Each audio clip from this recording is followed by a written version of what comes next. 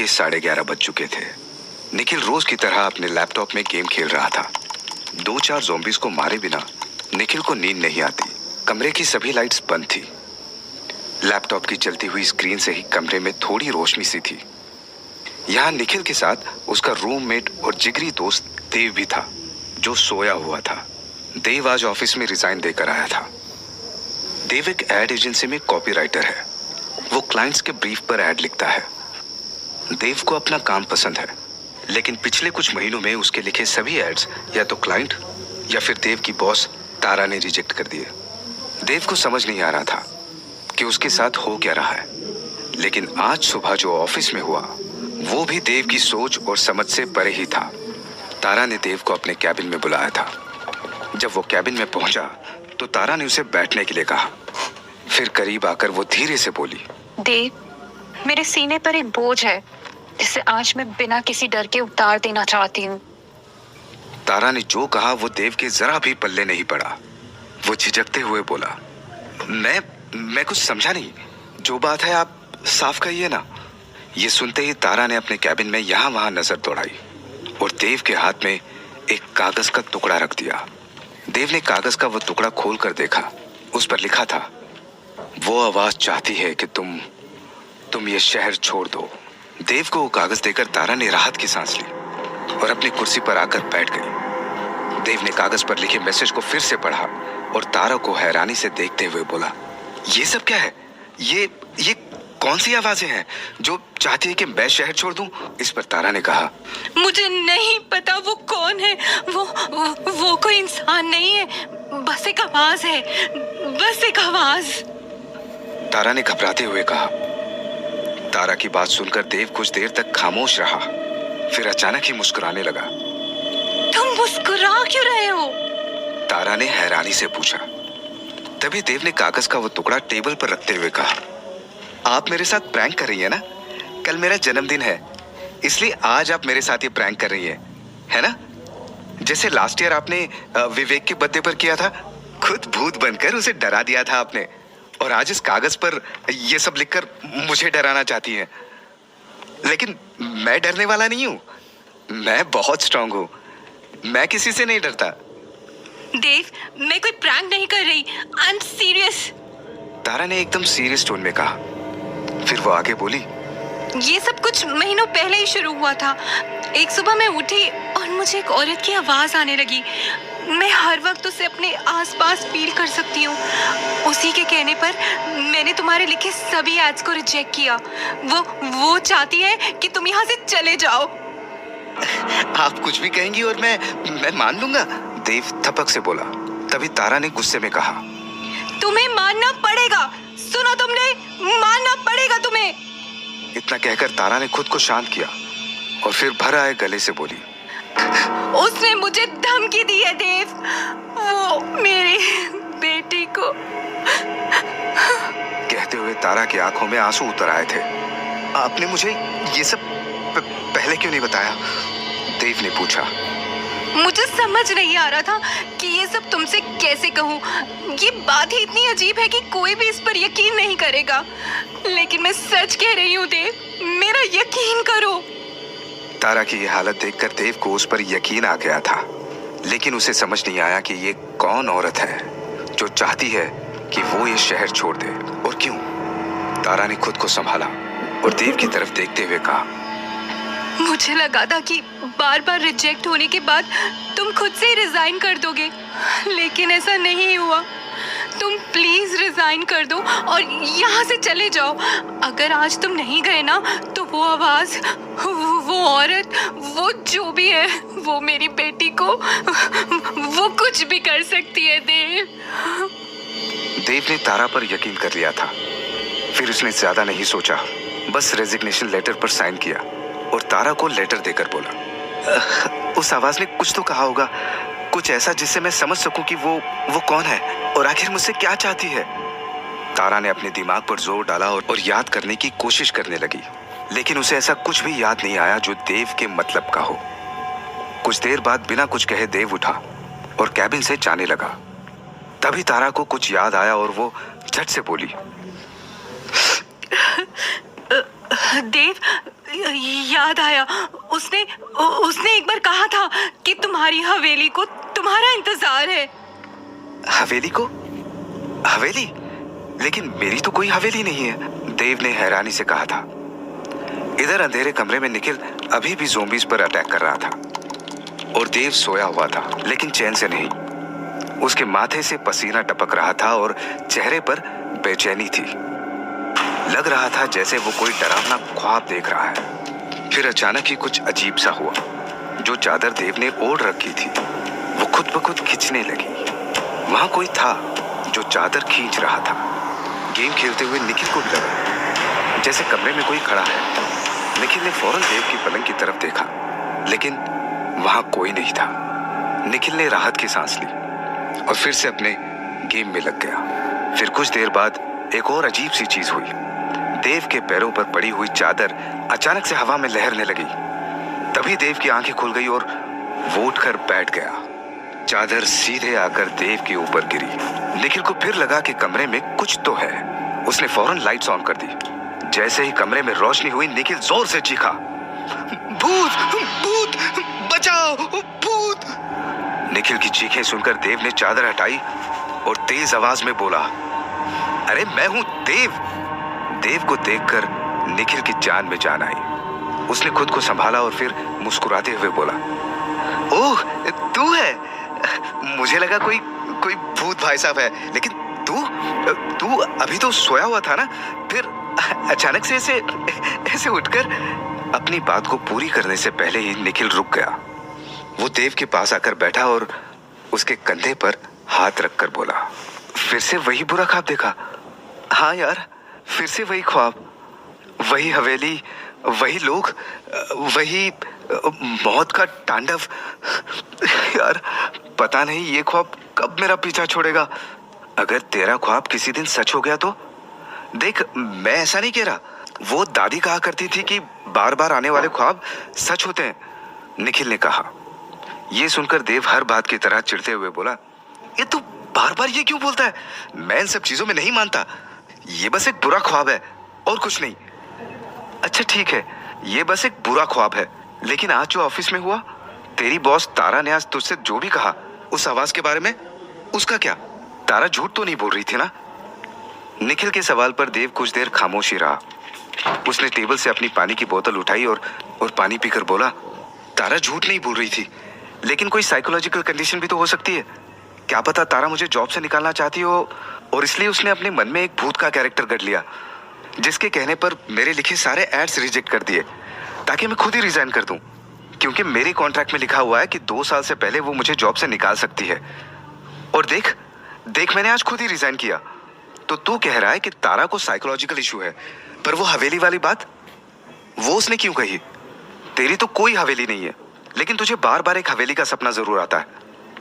तारा को तेरे इस सपने के बारे में नहीं पता, फिर उसने हवेली का जिक्र क्यों किया? देव के हाथ से पानी की बोतल लेते हुए निखिल ने पूछा। निखिल ने जो कहा वो सुनकर देव का सर ही घूम गया। उसे याद आया कि कुछ वक्त पहले ही अपने इस सपने के बारे में उसने तारा को बताया था। मतलब तारा ने आज ऑफिस में जो भी कहा वो सब झूठ था और उसने प्लान बनाकर मुझे जॉब से निकाला है। देव ने मन ही मन खुद से कहा। जब देव ने निखिल को यह बताया कि उसे भी यकीन आ गया कि तारा ने एक झूठी कहानी बनाकर देव को जॉब से निकाला है। देव दुखी भी था और उसे तारा पर गुस्सा भी आ रहा था, लेकिन कुछ ही देर में उसने खुद को समझा लिया कि जो हुआ सही हुआ। वैसे भी देव पिछले कुछ वक्त से लंबी छुट्टी पर जाने की सोच रहा था। अब वो बिना किसी परेशानी के ऐसा कर सकता था। रात के 12 बजने में अभी 10 मिनट बाकी थे। देव वापस लेट गया और निखिल से बोला, अच्छा सुन, अगर अंजलि केक लेकर आए तो मुझे जगा देना। जो हुकुम बर्थडे बॉय। निखिल ने कमरे की लाइट्स ऑफ करते हुए कहा और फिर से ज़ॉम्बीज़ पर अटैक करने लगा। देव ने भी आंखें बंद कर ली, लेकिन अगले ही पल उसने हैरानी से आंखें खोली और गौर से कमरे की छत को देखने लगा। देव को अपनी आंखों पर यकीन नहीं हुआ। कमरे की छत पर एक साया था, एक औरत का साया।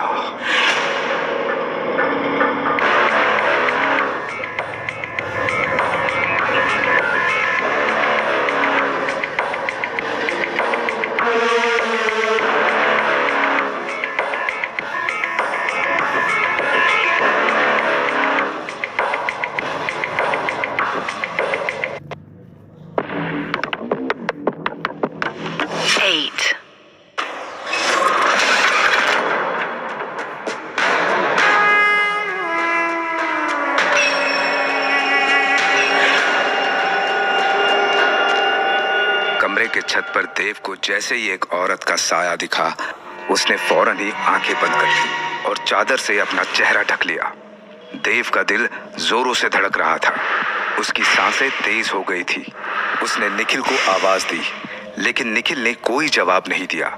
निखिल के कान पर हेडफोन लगा था, जिसकी आवाज इतनी तेज थी कि निखिल को बाहर का कुछ सुनाई नहीं दे रहा था।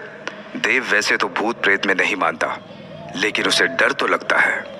डर किसी के लौट आने का, डर बचपन की एक याद का, डर उस चुड़ैल का, उसी बुरी आत्मा का जिसने पूरे यकीन के साथ देव की मां कल्याणी से कहा था, कल्याणी, मैं आऊंगी, वापस आऊंगी, मैं ले जाऊंगी तेरे देव को अपने साथ, अपनी दुनिया में हमेशा हमेशा के लिए। और जब ऐसा होगा तब ना तो तू कुछ कर पाएगी और ना तेरा ये पुजारी बाबा कुछ कर पाएगा। उस चुड़ैल के ऐसा कहते ही कल्याणी ने 10 बरस के देव को अपने पीछे छुपा लिया।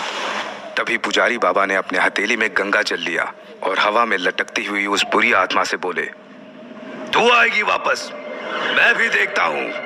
मेरे मंत्रों के पाश में सदा के लिए कैद होने के बाद कैसे आएगी तू? ये सुनकर वो चुड़ैल हंसने लगी। उसकी हंसी पुजारी बाबा के सीने में एक तीर के जैसे लगी। उन्होंने फौरन ही एक मंत्र पढ़ा और उस चुड़ैल के ऊपर गंगा जल छिड़क दिया, लेकिन इसका उस चुड़ैल पर कोई असर नहीं पड़ा। वो तो और जोर जोर से हंसने लगी। पुजारी बाबा को कुछ समझ में नहीं आया कि उनका इतना शक्तिशाली मंत्र काम क्यों नहीं किया कि तभी अपनी मां के पीछे खड़े देव की नजर उस चुड़ैल की दाहिनी बाह पर पड़ी। उसकी बाह पर कुछ लिखा हुआ था। क्या लिखा था देव ये पढ़ पाता उससे पहले ही पुजारी बाबा ने अपने पोटली से भस्म निकाली और एक मंत्र पढ़कर उस भस्म को उस चुड़ैल के ऊपर डाल दिया। और इस बार उस चुड़ैल पर असर हुआ। वो एकदम से चीखने लगी और अगले ही पल वो गायब हो गई। वो कौन थी, कहां से आई थी और अचानक से गायब कैसे हो गई? इन सवालों के जवाब किसी के पास नहीं थे। 10 बरस का देव जो माँ के पीछे छिपा हुआ था, चुड़ैल के गायब होते ही उसने माँ से पूछा, माँ, वो अब वापस तो नहीं आएगी ना? मुझे उससे डर लगता है। डरते नहीं देव, मैं हूं ना, और अब वो वापस नहीं आएगी। कल्याणी ने पूरे यकीन से कहा। तभी पुजारी बाबा ने बिना देर किए मंत्रों की शक्ति से एक रक्षा कवच सिद्ध किया और देव के गले में पहना दिया। लाल धागे से बने उस रक्षा कवच में एक रुद्राक्ष भी था। रुद्राक्ष देखकर देव खुश हो गया और दौड़ते हुए अपने कमरे में चला गया। देव के जाते ही पुजारी बाबा कल्याणी से बोले, बड़ी बहू, वो कोई साधारण आत्मा नहीं थी, बहुत शक्तिशाली थी। वो मेरे मंत्रों से कैद नहीं हुई, बल्कि अपनी मर्जी से गई है और मुझे डर है कि वो लौटकर जरूर आएगी। लौटकर आएगी? मतलब मेरे देव को अभी भी खतरा है बाबा? कल्याणी ने घबराते हुए बाबा से कहा, नहीं बड़ी बहू, जब तक देव के गले में वो रक्षा कवच है तब तक उसे कोई खतरा नहीं है। वो चुड़ैल अब देव का कुछ नहीं बिगाड़ पाएगी। बस एक बात का ध्यान रखना, देव के गले से वो रक्षा कवच कभी नहीं उतरना चाहिए। अतीत की वो याद जिस पर देव ने इतने सालों से पर्दा डाला हुआ था, वो याद फिर से उसकी आंखों में उतर आई। कमरे की छत पर एक औरत का साया देखते ही उसे वो चुड़ैल फिर से याद आ गई थी, जो 10 बरस की उस देव को ले जाने आई थी। अचानक ही देव का हाथ अपने गले पर गया। मर गए, मर गए। देव के मुंह से यही शब्द निकले, क्योंकि पुजारी बाबा का दिया रक्षा कवच देव के गले में नहीं था। कुछ देर बाद बड़ी हिम्मत करके देव अपने चेहरे से चादर हटाता है और उसके कमरे के छत को देखता है। इस बार उसे वहां कोई साया नहीं दिखा। देव ने राहत की सांस ली। उसे यकीन हो गया था कि यह सब उसके मन का वहम था, लेकिन उसका यह यकीन अगले ही पल टूट भी गया। देव को लगा कि उसके पलंग के सिरहाने पर कोई बैठा है। उसने फौरन ही निखिल की तरफ देखा। वो अभी भी गेम खेल रहा था। देव ने फिर निखिल को आवाज दी, लेकिन उसने नहीं सुना। तभी देव को लगा कि किसी ने उसके गर्दन पर अपना हाथ रखा। देव फौरन ही उठकर बैठ गया। कौन है? कौन है यहाँ? देव ने तेज आवाज में कहा, लेकिन उसके गले से कोई शब्द नहीं निकला था। देव को समझ नहीं आया कि ये हुआ क्या। वो फिर जोर से बोला, लेकिन आवाज उसके गले से बाहर आई ही नहीं। देव और ज्यादा डर गया। कमरे में कुछ तो ऐसा था जो नहीं होना चाहिए था। तभी वो पलंग से नीचे उतरने की कोशिश करता है, लेकिन वो उठ नहीं पाया। देव ने पूरा जोर लगाया, लेकिन वो अपनी जगह से हिला ही नहीं।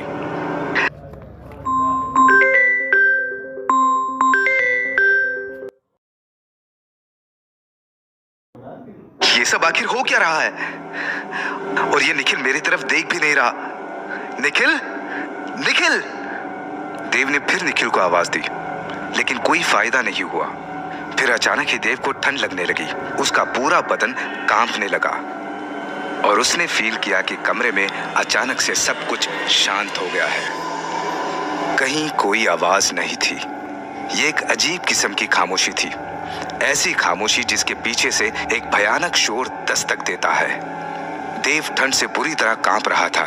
तभी उसके गर्दन पर फिर से एक हाथ आया और उस हाथ ने देव की गर्दन को कसकर पकड़ लिया। छोड़ो, छोड़ो मुझे!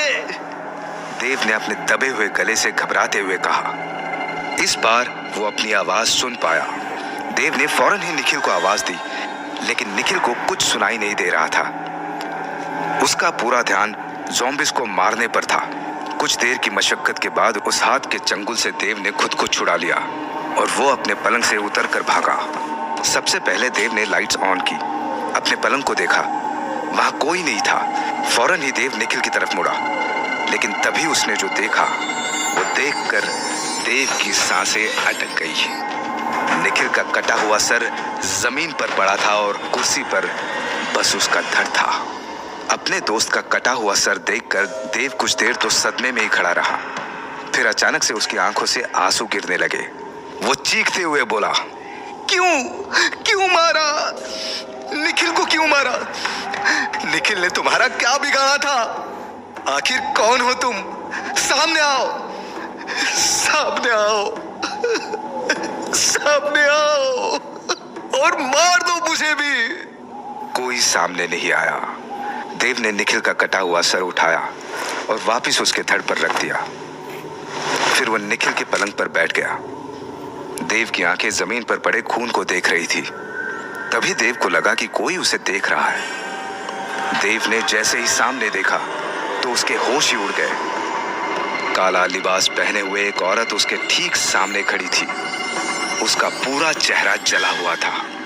देव ने उसके चेहरे से नजर हटा ली और घबराते हुए बोला, कौन कौन हो तुम? वो औरत कुछ नहीं बोली, बस मुस्कुरा दी। अगले ही पल वो गायब हो गई और देव के ठीक पीछे आकर बैठ गई।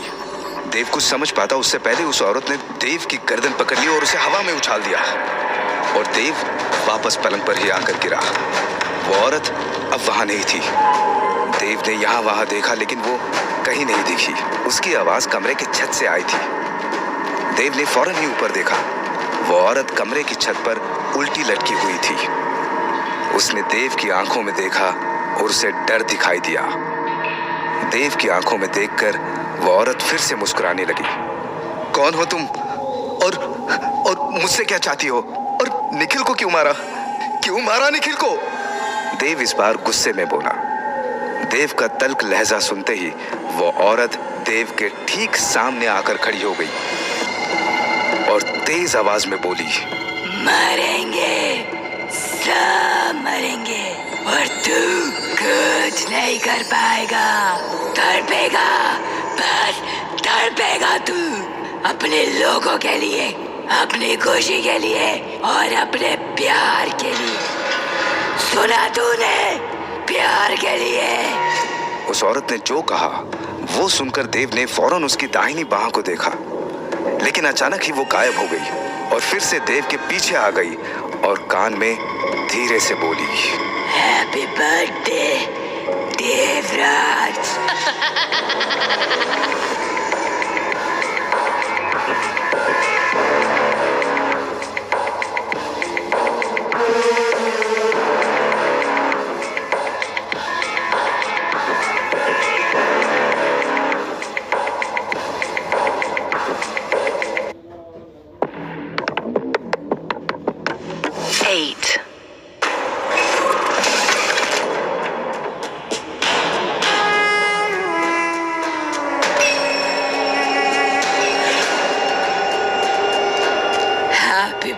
दे देवराज।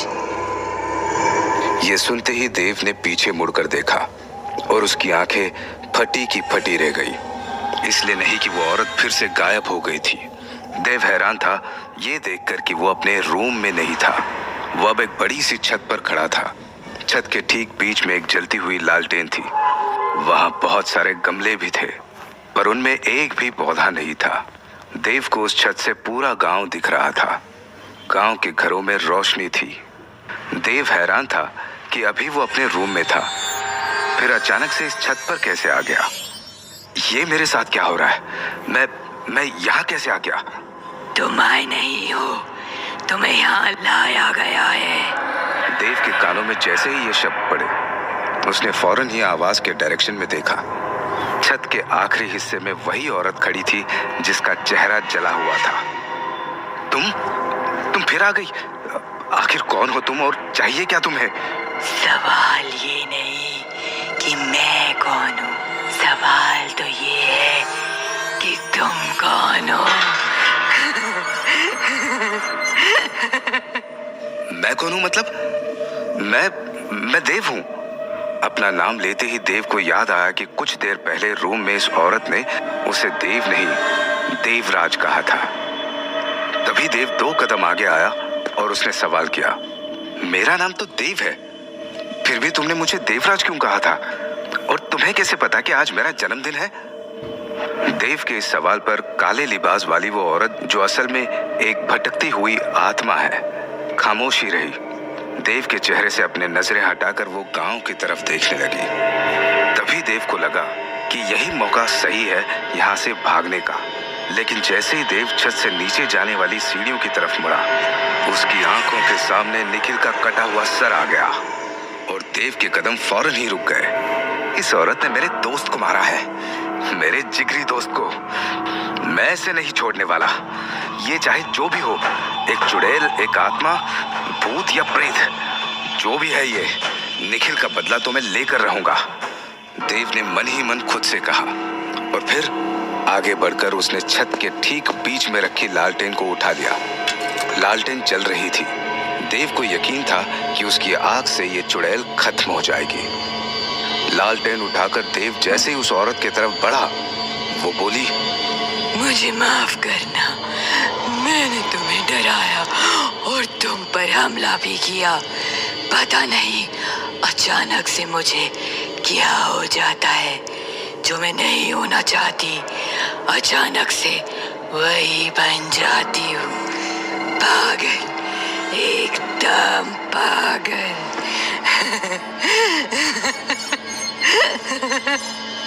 गांव की तरफ देखते हुए उस औरत ने जो कहा वो सुनकर देव रुक गया। उसका दिल जोरों से धड़कने लगा। उसका गला अचानक से सूख गया और हाथ से छूटकर नीचे गिर गई लालटेन। ये सब तो उस चुड़ैल ने भी कहा था जो मुझे अपने साथ ले जाना चाहती थी। तुम वही चुड़ैल हो? वृंदा, मेरा नाम वृंदा है। अगर दोबारा मुझे चुड़ैल कहा तो उसका अंजाम बहुत बुरा होगा, याद रखना देवराज। देव की तरफ पूरे गुस्से से देखते हुए वृंदा ने तेज आवाज में कहा। गुस्से से भरी वृंदा की तेज आवाज सुनते ही देव को भी एकदम से गुस्सा आ गया। वो भागकर वृंदा के पास आ गया और उसकी गर्दन पकड़कर बोला, चली जा हमारी जिंदगी से, भूल मत हम क्या क्या कर सकते हैं। देवराज हैं हम, देवराज। देव का ये रूप देखकर वृंदा मुस्कुराने लगी। अचानक ही देव पीछे हट गया। उसे समझ नहीं आया कि अभी उसने जो किया वो सब क्या था। मैंने ये सब मुझे नहीं पता, कैसे मैं? सही वक्त आने पर तुम सब कुछ जान जाओगे। अभी के लिए इतना जान लो कि सब एक हकीकत भी है और एक सपना भी। लेकिन इस सपने से जागने के बाद जिस किसी का चेहरा तुम सबसे पहले देखोगे, उस पर कयामत आएगी, कयामत। मतलब? देव ने हैरानी से पूछा। वृंदा ने कुछ नहीं कहा, बस एक नजर गौर से देव को देखा और फिर उसे पकड़कर एक ही झटके में छत से नीचे फेंक दिया। जमीन पर गिरते ही देव की आंखें खुल गई। वो अपने कमरे में ही सोया था। देव नींद से जागा और उसने सबसे पहले अपनी गर्लफ्रेंड अंजलि को देखा, जो ठीक उसके सामने खड़ी थी। गुड डे जनाब, खुल गई नींद तुम्हारी? देव की गर्लफ्रेंड अंजलि ने कहा। तभी निखिल की आवाज देव के कानों में पड़ी। यार, बहुत गहरी नींद में सो रहा था तू। अंजलि और मैं कब से तुझे जगाने की कोशिश कर रहे हैं, लेकिन तू तो सही में घोड़े बेचकर ही सो गया। निखिल को सामने देखते ही देव पलंग से उतरा और उसने निखिल को गले से लगा लिया। फिर भर आए गले से बोला, तू ठीक है? शुक्र है तू ठीक है। मुझे लगा था कि मैंने तुझे। अरे मैं बिल्कुल ठीक हूं, मुझे क्या होगा? तूने फिर कोई बुरा सपना देखा क्या? सपना? हाँ, वो सपना था। देव ने धीरे से बुदबुदाते हुए कहा। तो मैंने जो भी देखा, जो भी हुआ, वो सब एक बुरा सपना था। लेकिन अगर सपने में दिखने वाली वो वृंदा की बात सच निकली तो फिर अंजलि खतरे में। आंखें खुलते ही मैंने अंजलि को देखा था। मन ही मन देव ने खुद से कहा। देव को अब घबराहट हो रही थी। तभी अंजलि ने उसका हाथ पकड़ा और उसे पलंग पर वापस बैठा दिया। अब सपने को भूल जाओ और हकीकत पर ध्यान दो, अंजलि ने कहा। हकीकत? अंजलि की तरफ देखते हुए देव ने हैरानी से कहा। तभी अंजलि मुस्कुराते हुए बोली, जी हाँ, हकीकत जो ये बता रही है कि आज तुम्हारा जन्मदिन है। अब सब भूल जाओ और बस केक कट करो। ये मैंने खुद अपने हाथों से बनाया है। देव ने केक कट किया तो निखिल और अंजलि ने हैप्पी बर्थडे सॉन्ग गाया। इस बीच देव को लगा कि उन दोनों की आवाज के अलावा एक तीसरी आवाज भी वहां है। ये वृंदा की आवाज थी, जो देव को सपने में दिखी थी। देव ने पूरे कमरे में नजर दौड़ाई, लेकिन वृंदा उसे कहीं नहीं दिखाई दी। क्या हुआ देव? अंजलि ने पूछा। कुछ नहीं, वो मुझे लगा। देव अपनी बात पूरी करता कि तभी उसका फोन बजा। देव की मां कल्याणी का कॉल था। देव ने फौरन फोन उठाया और कमरे से बाहर चला गया। मां, प्रणाम, कैसी हैं आप? कॉल उठाते ही देव ने कहा। मैं एकदम ठीक हूँ। तुम्हें जन्मदिन की बधाई देने के लिए फोन किया है। आज 25 बरस के हो गए हो तुम। ये जन्मदिन खूब मुबारक रहे और हमेशा खूब खुश रहो। थैंक यू माँ, देव ने कहा। फोन की दूसरी तरफ अपने कमरे में बैठी कल्याणी को देव की आवाज से फौरन ही अंदाजा हो गया था कि कुछ गड़बड़ है। देव की आवाज में रोज की तरह खुशी नहीं थी।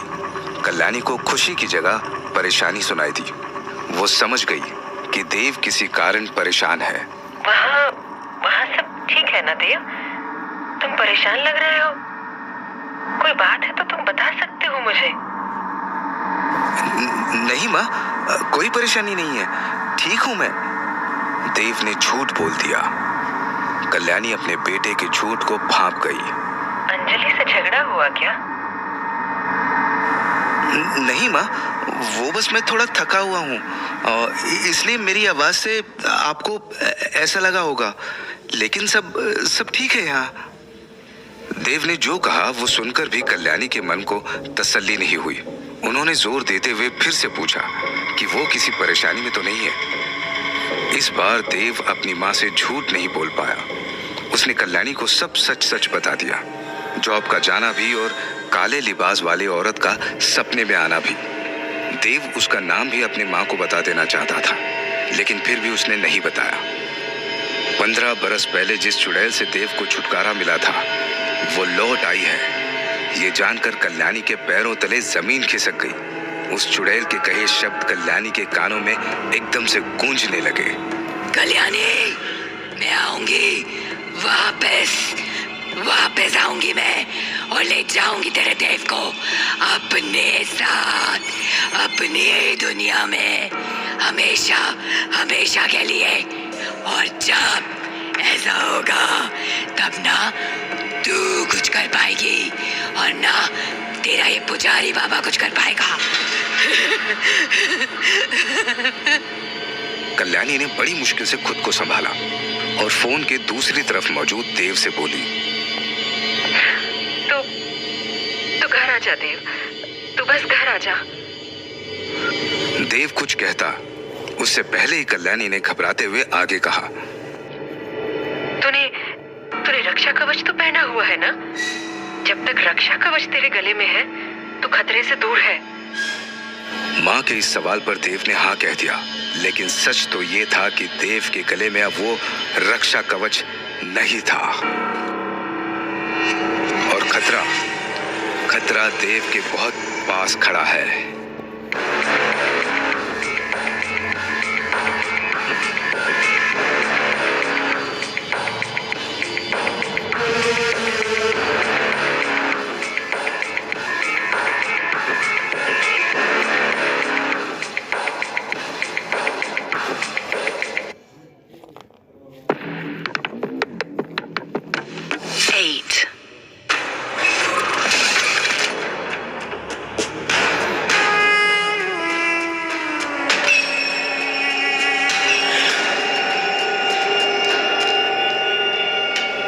देव के दोस्तों ने पहले से ही प्लान किया हुआ था कि देव का 25वां जन्मदिन वो सब मनाली में सेलिब्रेट करेंगे।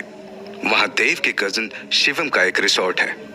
सुबह होने से पहले ही देव अपनी गर्लफ्रेंड अंजलि और अपने दोस्त निखिल के साथ मनाली के लिए निकल गया।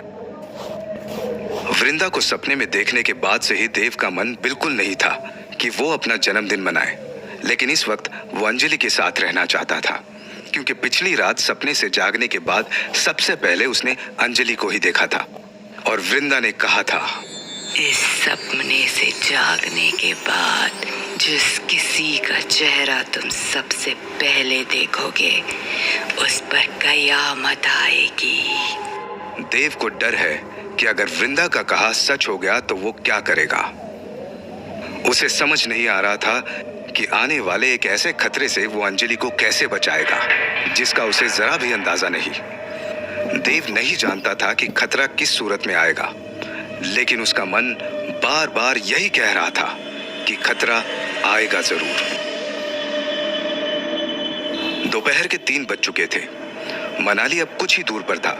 देव कार ड्राइव कर रहा था और अंजलि उसके साथ वाली सीट पर बैठी हुई थी। पिछली सीट पर बैठा हुआ निखिल आराम से सो रहा था। दोपहर के इस वक्त में रोड पूरी तरह खाली था, लेकिन अचानक ही भेड़ों का एक झुंड देव की कार के सामने आ गया। अंजलि ने देखा कि देव कार रोक नहीं रहा है। कार तेज रफ्तार से भेड़ों की तरफ जा रही थी। तभी अंजलि ने घबराते हुए कहा, कार रोको देव। देव ने फौरन ही ब्रेक लगा दिया। कार के रुकते ही अंजलि गुस्से में बोली, क्या कर रहे हो तुम? सामने इतनी भेड़े हैं और तुम हो कि कार रोक ही नहीं रहे हो। क्या सामने भेड़े हैं? सामने तो कुछ भी नहीं है, पूरा रोड खाली है। सामने रोड को देखते हुए अंजलि भी हैरान थी, क्योंकि अब वहां एक भी भेड़ नहीं थी। लेकिन अभी तो मैंने खुद अपनी आंखों से देखा था। अचानक से इस रोड पर बहुत सारी भेड़ें आ गई थी। मेरा यकीन करो देव, मैं झूठ नहीं बोल रही। तुम जानते हो ना, मैं झूठ नहीं बोलती।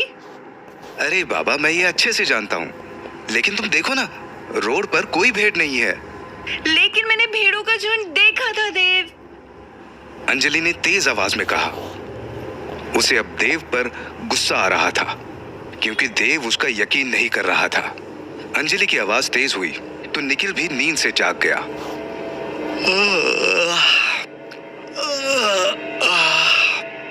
अरे क्या हुआ?